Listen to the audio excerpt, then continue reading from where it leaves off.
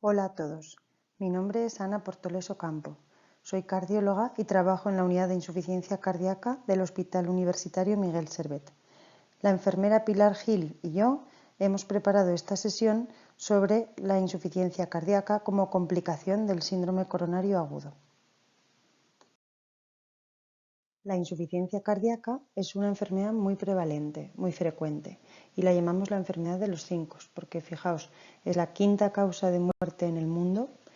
Tiene una mortalidad del 50% a los 5 años desde el comienzo de los síntomas, es decir, que de cada 10 pacientes, 5 fallecerán a los 5 años de que hayamos realizado el diagnóstico. Y es la primera causa de ingreso en pacientes mayores de 65 años. ¿Qué pretendemos con el tratamiento? Pues aliviar los síntomas, mejorar la capacidad de ejercicio y la calidad de vida de los pacientes, prevenir el ingreso en hospital y mejorar la supervivencia. ¿Cómo funciona un corazón sano? El órgano corazón es el músculo que bombea sangre por todo el cuerpo para llevar oxígeno y nutrientes a los distintos órganos y retirar los productos de desecho también por el torrente sanguíneo. El corazón bombea aproximadamente 5 litros de sangre cada minuto hacia el árbol arterial de todo nuestro cuerpo. Y se comporta como una bomba de agua, con sus distintos componentes. Tiene una parte mecánica, formada por el motor, el músculo cardíaco que contrae e impulsa la sangre, y las válvulas que separan las distintas cámaras cardíacas. Una parte eléctrica, que es el sistema nervioso del corazón, para conducir el latido cardíaco y producir las pulsaciones. Y unos circuitos de combustible son las arterias coronarias, a través de las cuales llega sangre oxigenada al propio músculo cardíaco. La insuficiencia cardíaca ocurre entonces cuando el corazón no bombea de forma adecuada la sangre a los órganos. Esto produce cansancio y sensación de falta de aire, porque al no eliminarse adecuadamente los desechos, se acumula líquido en los pulmones, en el abdomen y en las piernas. Esto ocurre cuando por alguna enfermedad se deteriora la estructura del corazón. Por ejemplo, un infarto deja parte del músculo cardíaco sin vida, sin capacidad de contracción y disminuye, por tanto, el bombeo de la sangre hacia los órganos. Una valvulopatía hace que no cierren bien las compuertas del corazón y se acumula líquido en la cámara previa. O la hipertensión, por ejemplo, somete el trabajo del corazón a más presión de forma continua. O una taquicardia, una arritmia, una aceleración desorganizada del latido cardíaco puede provocar también insuficiencia cardíaca. Vamos a explicar ahora los síntomas de insuficiencia cardíaca, que pueden deberse a congestión, a retención de líquido o bien a bajo gasto cardíaco, que es como nosotros expresamos la debilidad del músculo cardíaco. Por retención de líquido, el paciente nota dificultad para respirar, sensación de falta de aire al hacer algún esfuerzo físico, inicialmente con esfuerzos grandes, pero conforme avanza la enfermedad, con esfuerzos más pequeños o incluso en reposo, obligando al paciente a incorporarse cuando está tumbado para poder inspirar. Los edemas en las piernas son la retención de líquido debajo de la piel a nivel de tobillos, hasta rodillas y a veces hasta muslos. Al comprimir ese líquido dejamos la huella del dedo. Y la retención de líquido se puede manifestar también en la inflamación de la vena del cuello, la vena yugular.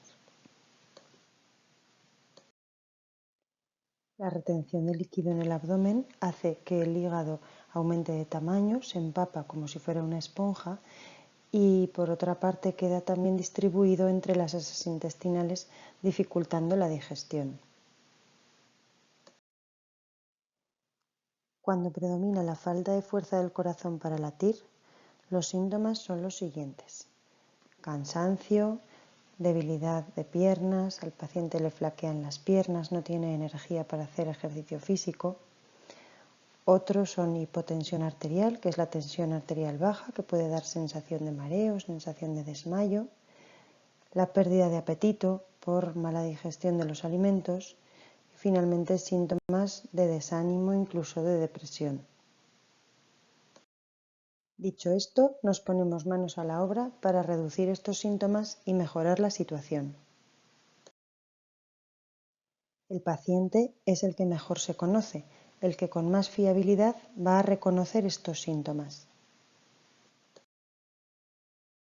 El cuidado del paciente con insuficiencia cardíaca necesita de estas tres medidas.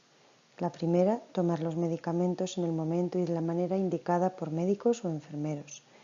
La segunda, reconocer los signos de alarma para saber cómo actuar en cada momento. Y la tercera, hacer cambios en los hábitos de vida y, lo que es más difícil, mantenerlos. Desde este momento hasta el final de la charla nos ocuparemos del apartado de toma de fármacos. Quedan para una segunda parte en otra sesión el reconocimiento de los síntomas y los hábitos saludables. Así entramos con los fármacos. Entendemos que para cumplir con la toma de medicación es de gran ayuda comprender la utilidad de cada uno de los fármacos en la enfermedad y conocer los horarios y formas de administración más adecuada. Como es un tratamiento crónico para toda la vida, merece la pena conocer bien los medicamentos. Nos ayudan a mantener la enfermedad estable, sin agudizaciones que nos lleven a un ingreso hospitalario. Son tratamientos individuales, es decir, dos personas con el mismo diagnóstico pueden no coincidir en tratamiento, dependiendo de la presencia en cada una de ellas de otras enfermedades distintas a la cardíaca o de la tolerancia personal de cada paciente al fármaco. Algunos tienen efectos secundarios, pero las ventajas superan ampliamente los posibles inconvenientes. La consulta médica o de enfermería es el momento de preguntar para qué sirven estos medicamentos, cuál es su nombre, cómo funcionan, cuándo lo tengo que tomar, durante cuánto tiempo y posibles efectos secundarios que me puedan ocasionar.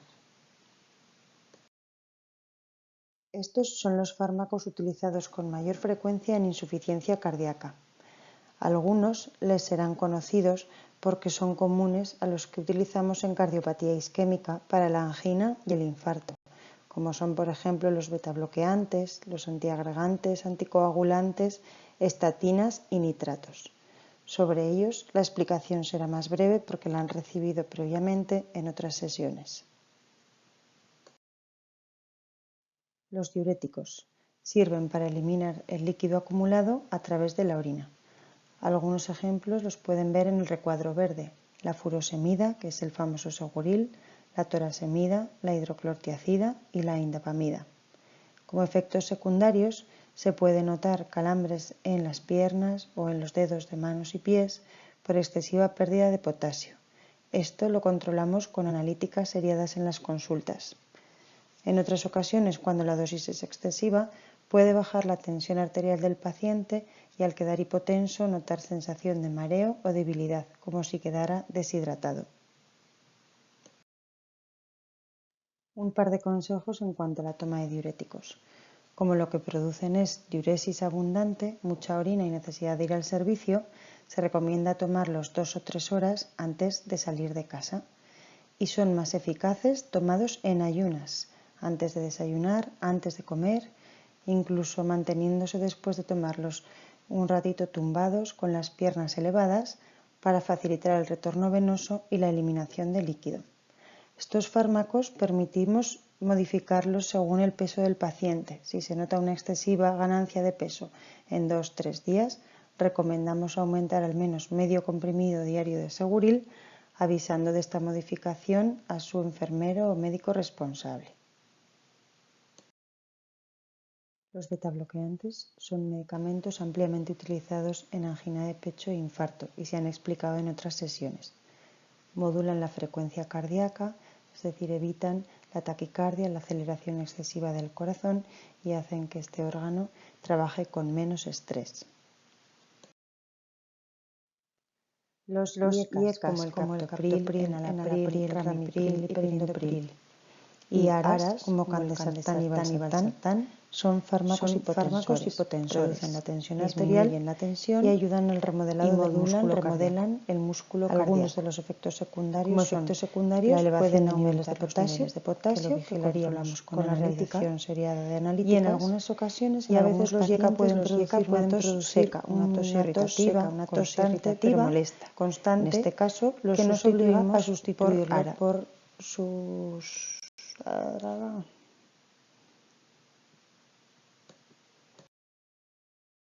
El sacubitril/valsartán es un fármaco recientemente incorporado al tratamiento de la insuficiencia cardíaca.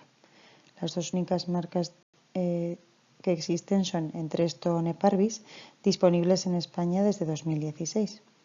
Y son una combinación de valsartán, un tipo de ARA, con sacubitrilo, que lo que produce es vasodilatación, relaja los vasos sanguíneos, disminuye la presión arterial, tiene un ligero efecto diurético y parece que un efecto también beneficioso sobre el remodelado cardíaco. Como efecto secundario puede aumentar los niveles de potasio al contener valsartán y por su efecto vasodilatador puede bajar la tensión arterial de manera que el paciente note mareo, sobre todo con los cambios posturales. Solemos empezar el tratamiento con la dosis más baja y se va aumentando la dosis en las sucesivas visitas según la tolerancia de cada paciente. A los antagonistas mineralcorticoides los llamamos diuréticos ahorradores de potasio. Son el complemento perfecto para los diuréticos nombrados previamente como la furosemida porque tienen efecto de eliminación de líquido, pero contrarrestan la pérdida de potasio por la orina. Tienen también efecto positivo en el remodelado cardíaco, ayudan a la recuperación del músculo del corazón. Por su estructura y efecto de bloqueo hormonal, la espironolactona puede producir aumento del tamaño de las mamas, más acusado en varones, e incluso hipersensibilidad o dolor en la zona del pecho. Cuando esto ocurre, la sustituimos por eplerenona. La ivabradina es un tratamiento relativamente novedoso en insuficiencia cardíaca. Reduce la frecuencia cardíaca, las pulsaciones, pero sin disminuir la tensión arterial. Habitualmente la asociamos a los betabloqueantes, aunque los pueden sustituir en los casos de pacientes que no los toleren bien. La ivabradina apenas produce efectos secundarios. La digoxina sirve para controlar la frecuencia cardíaca, el pulso, en pacientes con arritmia como la fibrilación auricular y puede aportar cierta fuerza de contracción al músculo cardíaco. Como efectos secundarios cabe destacar el dolor abdominal, las náuseas y las alteraciones visuales, aun con niveles de fármaco adecuados en sangre. La intoxicación por digoxina produce bradicardia, enlentecimiento extremo del pulso e incluso bloqueo cardíaco. Los antiagregantes son un pilar fundamental del tratamiento de la cardiopatía isquémica y han sido bien explicados en sesiones previas. Los utilizamos en insuficiencia cardíaca cuando existe cardiopatía isquémica asociada. Los anticoagulantes, también explicados en otras sesiones, no profundizo en ellos, los utilizamos en insuficiencia cardíaca cuando además existen otras enfermedades asociadas como arritmias, la fibrilación auricular, o se han demostrado trombos dentro de las cavidades cardíacas, o bien pacientes portadores de prótesis valvulares cardíacas mecánicas, las que llamamos de metal. Las estatinas son fármacos que disminuyen los niveles de colesterol en sangre. Se han descrito de forma muy completa en sesiones previas y las utilizamos en insuficiencia cardíaca cuando el paciente asocia cardiopatía isquémica. Los nitratos son fármacos vasodilatadores. Aumentan el tamaño de las arterias coronarias, las que riegan el corazón, y se presentan en forma de pastilla o de parche transdérmico. Como efectos secundarios más importantes, destacaremos la disminución de la tensión arterial y puede ocasionar también dolor de cabeza por vasodilatación de la vasculatura cerebral. Con esto acabamos la primera parte de la presentación sobre insuficiencia cardíaca.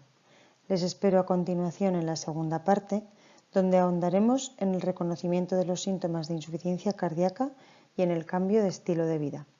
Muchas gracias por su atención.